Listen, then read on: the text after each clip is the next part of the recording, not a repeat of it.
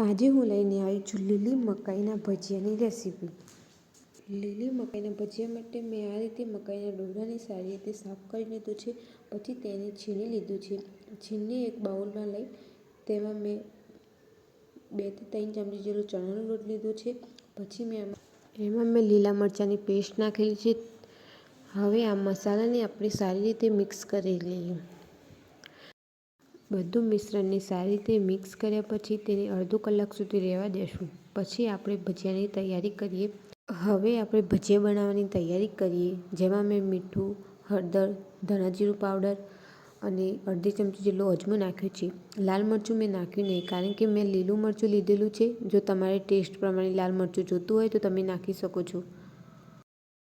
હવે અહીંયા મેં 2 થી 3 નંગ જેટલી ડુંગળી લીધી છે। ડુંગળીનો ટેસ્ટ ભજીયામાં ખૂબ જ સરસ આવે છે। પછી અડધી ચમચી જેટલો બેકિંગ સોડા લીધો છે, જેનાથી ભજીયા આપણા એકદમ સોફ્ટ થાય છે। આ સાઈડ મેં તેલ ગરમ કરવા મૂક્યું છે। હવે આપણે લીલી મકાઈના ભજીયા બનાવી લઈએ। ભજીયાને સારી રીતે તળવા દઈશ।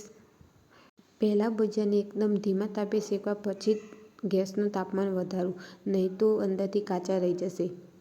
પછી આવી રીતે શેકાઈ જાય પછી તેને સાઈડમાં કાઢી લો અને તૈયાર છે આપણી લીલી મકાઈના ભજીયા।